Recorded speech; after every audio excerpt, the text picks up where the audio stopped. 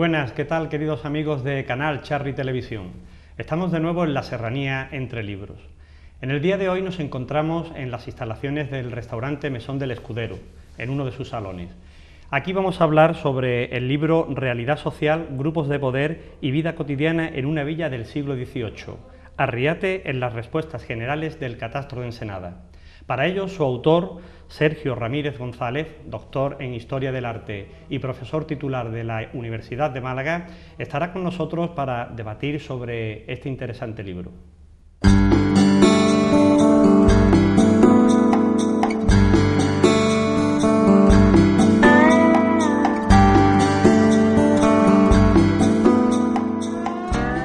Bien, pues buenas tardes, Sergio. Muy buenas tardes. Ante todo, darte las gracias por estar aquí, ante las cámaras de Canal Charri Televisión, en la Serranía Entre Libros. Bueno, un maravilloso y voluminoso libro que condensa pues una parte importante de la historia de esta villa cercana a Ronda, Arriate. Y lo primero que te queríamos preguntar es, bueno, me figuro que es un trabajo muy arduo, laborioso, habéis tenido que investigar en numerosos archivos. Cuéntanos un poquito cómo se fragua esta historia. Bien, pues como bien has dicho, el libro, la historia que contiene este libro, pues prácticamente se podría decir que es casi todo el recorrido del desarrollo histórico de la Villa de Arriate desde casi su fundación a finales del siglo XV, pues hasta el año al menos 1900, finales del siglo XIX, pues prácticamente, como vemos, 4 siglos, en los que bueno, aquel que lea el libro pues va a poder ver, observar y entender pues cuál ha sido esa dinámica, ese desarrollo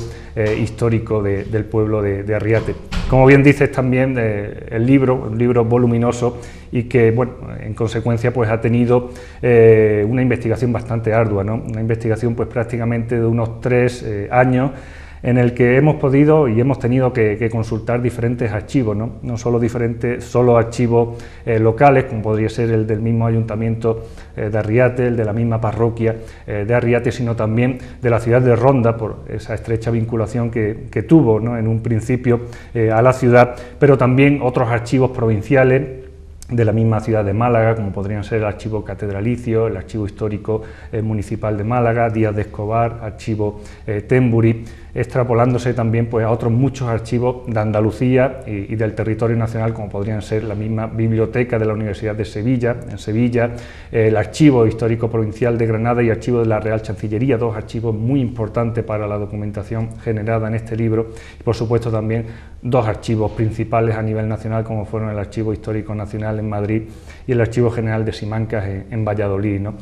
A partir de ahí, ¿no?, y de una investigación, como decimos, bastante completa en todos estos archivos, pudimos extraer una documentación importante, ¿no? A partir, como decimos, de un documento principal, como sería el Catastro del Marqués de la Ensenada de mediados del siglo XVIII, que nos sirvió un poco, pues por así decirlo, para poder extender nuestras alas, ¿no?, hacia otros documentos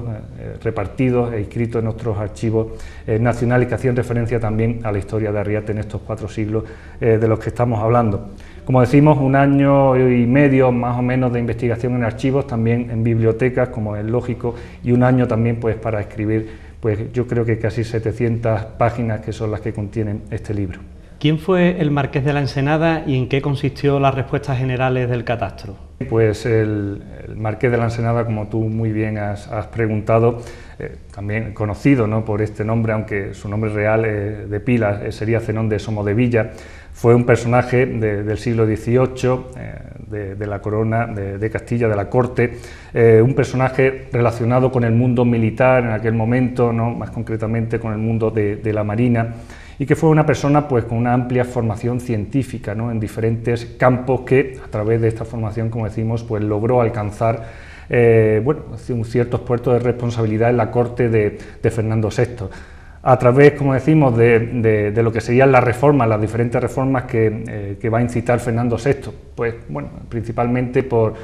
la situación un poco económica, la situación económica tan precaria que estaba atravesando el país en aquel momento. Ahí es donde entra en acción, como decimos, Zenón de Somodevilla, conocido como Marqués de la Ensenada, para que pusiera en práctica, como decimos, pues esta única contribución, ¿no?, que iba un poco a englobar todas esas contribuciones, todos esos impuestos que estaban un poco desperdigados, por así decirlo, a través del panorama, que se perdían en muchos casos y que esto hacía que no engrosaran las arcas de la corte en sí, ¿no? Zenón de Somodevilla iba a ser el encargado, un poco, por así decirlo, de encabezar lo que sería este movimiento de la única contribución del catastro del Marqués de la Ensenada a mediados del siglo XVIII, repartiendo pues una serie de preguntas, de cuestionarios a los diferentes ayuntamientos, cabildos, concejos de los pueblos y ciudades de España, para que rellenaran, como así decimos, pues todas aquellas propiedades rústicas, urbanas, todas aquellas personas y sus ingresos, etcétera, etcétera, tanto seculares como religiosos, pues para que se tuviera, por así decirlo, un control sobre esos impuestos y que no hubiera, por así decirlo, pues bueno, aquellas personas que intentaban tapar alguno de estas ganancias. Bueno, ¿y quién rellenaba este cuestionario? ¿Eran funcionarios del Estado, o sea, de la corte, o eran, digamos, los notables del pueblo, el cura, el alcalde, en fin? Bueno, primeramente, como hemos dicho anteriormente, el cabeza visible era el Marqués de la Ensenada. Como era lógico, el Marqués de la Ensenada no iba a recorrer todos los pueblos y ciudades de España. Tenía sus legados, ¿no? Y estos legados normalmente solían estar encabezados o centrados, por así decirlo, en los diferentes reinos de aquellos momentos. Principalmente todo lo que es hoy la provincia de Málaga en el siglo XVIII pertenecía al reino de Granada, con lo cual desde allí, desde la misma ciudad del Darro, desde Granada, pues partieron estas comisiones, ¿no?, encabezadas por una serie de personas relacionadas con la política del momento en esas ciudades, con los consejos de esas grandes ciudades, que también pues iban a tener a su vez una serie de legatarios, de personas que iban a ir recorriendo todos estos pueblos y todas estas ciudades con estas cuestiones, con estas investigaciones. Una vez llegados a los pueblos, a las ciudades, pues iba a ponerse en contacto, como es lógico, pues con los que mandaban en el lugar, desde el punto de vista político, como era el consejo, el ayuntamiento en sí, el gobernador, el alcalde mayor, que iba a ser el que iba a encabezar un poco pues estas interrogaciones, estas preguntas, pues aquellos, sobre todo a aquellas personas que normalmente pues tenían mayores ingresos, tenían mayores posesiones rústicas urbanas, con lo cual, como decimos, pues no iba a estar todo el mundo en contacto en realidad con el cuestionario en sí, sino que iban a ser personas muy puntuales, ¿no?, en cada una de las ciudades, en cada uno de los pueblos, aquellos que realmente pues tuvieran unas posesiones bastante interesantes. En el caso de Arriate, pues eran muy pocos, ¿no? Ya hablaremos de ello, por el régimen de señorío y el mayorazgo que estaba impuesto lo que sería la villa y el pueblo de Arriate, que no iban a ser muchas las personas que tuvieran grandes posesiones, ¿no?, a ser un régimen de señorío, con lo cual pues estos cuestionarios estuvieron restringidos a muy pocas personas. ¿Y el trabajo este del catastro cuántos años duró? Si se finalizó, o sea, se terminó de realizar, y si en ese caso fuese positivo, si tuvo pues unas consecuencias positivas para la corte, o sea, por el tema recaudatorio. El decreto en sí se promulga en el año 1749, lo que pasa que lo que son las acciones y el trabajo de campo no se comenzó hasta el año 1750. Este trabajo se realizó a modo de prueba en ciudades muy concretas de España para ver cómo iba a funcionar estos cuestionarios, cómo iba a ir este trabajo, y ya a partir del año 1750-51 comienza a generalizarse, comienza a extenderse a los diferentes pueblos y ciudades, ¿no?, en su mayoría, porque bueno, ya decimos que en su mayoría tuvieron que pasar por lo que serían estos cuestionarios, estos interrogatorios del catastro de Ensenada. El resultado, pues podríamos decir que fue un poco aleatorio, ¿no?, según por donde se mirara. En principio fue positivo para la corte, pero bien es cierto que en muchos sitios no se terminó, aunque la mayoría sí, pero sobre todo, y eso hay que decirlo, y a pesar de que eran personajes de una oficialidad en todos los sentidos los que realizaban estos interrogatorios, bien es cierto que desde la misma población, desde los mismos alcaldes y gobernadores que hemos dicho anteriormente, en connivencia también con esos personajes que capitalizaban un poco las posesiones de los pueblos y ciudades, bien es cierto que también engañaron, entre comillas, un poco pues a la respuesta de este catastro, con lo cual pues veníamos un poco a lo que sería el problema de raíz, ¿no?, que no se iba a conocer realmente cuáles eran las posesiones, cuáles eran las riquezas en su totalidad, y con la escrupulosidad que se intentó al menos, ¿no?, pero que no se consiguió del todo. ¿En qué momento empieza la historia de Arriate y en qué fecha se emancipa de la ciudad de Ronda? La historia de Arriate pues hay que vincularla estrechamente en sus inicios pues a la misma ciudad de Ronda. Eran unas tierras, unas extensiones de tierra que pertenecían a lo que era el término municipal de Arriate. Sus inicios pues tienen que ver muy mucho con lo que sería la incorporación de la ciudad de Ronda y todos los alrededores a la Corona de Castilla en el año 1485. Anteriormente no existía la población como sí. Únicamente pues podrían existir algunas casas puntuales, ¿no?, en lo que era todo este valle, todo este rico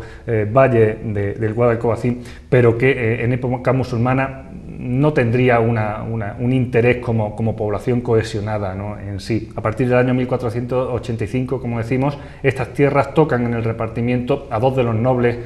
protegidos de los reyes católicos, como era normal, como fueron Juan Dávila y Teresa Gutiérrez, ¿no? Este matrimonio toma la posesión de aquel lugar y lo que hace, bueno, al tener una serie de tierras bastante extensas, pues son trasladar a una serie de pobladores hasta el lugar, ¿no? En vez de que estos campesinos que iban a trabajar las tierras en sí se trasladaban desde la ciudad de Ronda todos los días, pese a que no había una gran distancia, ellos intentan pues instalar allí lo que sería una pequeña aldea, un pequeño pueblo para que ellos vivieran allí. Una población que tenemos que decir que serían en principio moriscos, ¿no? Aquellos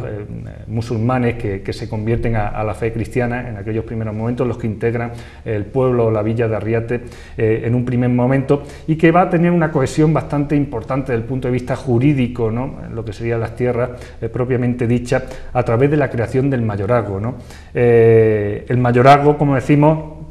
es un régimen de propiedad muy típico de la Baja Edad Media, que se va a perpetuar en buena parte de la Edad Moderna también, y que consistía ni más ni menos que en cohesionar, como decimos, darle una estabilidad jurídica a lo que sería unas tierras en sí, ¿no? Una serie de tierras que normalmente solían ser bastante extensas, con la única intención de que, bueno, que estas tierras no se segregaran nunca a lo largo del tiempo y que quedara siempre en manos de la familia, normalmente en manos del primogénito. Este sería un poco el inicio de la villa, también de la localidad de Arriate en sí, ¿no? Primeramente como institución creada por este matrimonio, Juan Dávila y Teresa Gutiérrez, después cohesionada y también ya con una función generalizadora de desarrollo urbano también a partir del año 1530, que es cuando se crea el mayorazgo de Arriate. ¿Y el mayorazgo desaparece con la emancipación de Ronda o continúa ejerciendo ese poder sobre el territorio? El mayorazgo en sí no desaparece nunca durante toda la Edad Moderna, es decir, es un régimen propio del momento, pero que no va a desaparecer en ningún momento. De hecho, hasta finales del siglo XIX, buena parte de las tierras y las posesiones de Arriate pertenecieron siempre a esta familia de la que hablaremos después, ¿no?, a la familia que ostentó en un principio los Dávila, después los Ovalle y después los Moctezuma, como primero dueños del mayorazgo y pues, como veremos después, también como dueños de ese señorío, ¿no?, que no iban a hacer ni más ni menos que ratificar, como decimos, lo que sería esa propiedad del mayorazgo en sí. El régimen del mayorazgo se iba a perpetuar y a cohesionar aún más a principios del siglo XVII con la instauración del señorío. Esto no quiere decir que el mayorazgo desapareciera, sino que también se iba a establecer un régimen de señorío en estas mismas tierras de las que hemos hablado, ¿no?, en este caso por parte de la familia ahora entroncada con los Ovalles. El señorío pues no solo iba a tener cohesionado, como decimos, todas estas tierras, sino que también iba a intentar tener un poder jurídico, ¿no?, lo que se refiere al vasallaje, la jurisdicción también de lo que sería la población en sí, es decir, que toda esta población que vivía en el pueblo Arriate, que trabajaba por medio de rentas, tanto las tierras como las posesiones urbanas, pues posteriormente, a través de este régimen de señorío, pues iban a estar trabajando pues simplemente para los señores de una manera bastante clara, es decir, sin tener ningún tipo de derecho en ningún caso, porque el señorío en eso consistía, y trabajando pues únicamente para que todos estos beneficios, tanto del punto de vista rural como del punto de vista urbano, fueran para los señores en este caso.